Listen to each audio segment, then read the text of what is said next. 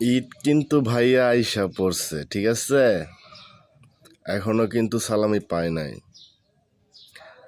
আজ বাদে কাল ঈদ, সালামি কি দিবা নাকি সামনে গিয়া দাঁড়ামো যে আমার সালামি পাওনাটা দাও? আমি চাই না তোমাকে সামনে গিয়ে যে আমার সালামি দাও, কারণ ওরকম আমি না। আমি মানুষের কাছে টাকা চাই নাই না, ঠিক আছে? সালামিটা তাড়াতাড়ি বিকাশে পাঠায় দিবা।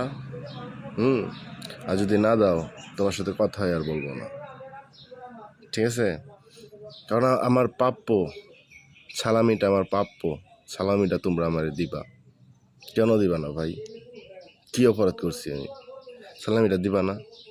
আচ্ছা, সালামি যদি না দাও, তাহলে তুমি সালামি আমার কাছে নিও। নিজেরে মুকেশ আম্বানি মনে হয় যখন মানুষ আমার কাছে সালামি চায়, আর যখন দিতে যাই তখন নিজেরে খুব গরিব লাগে।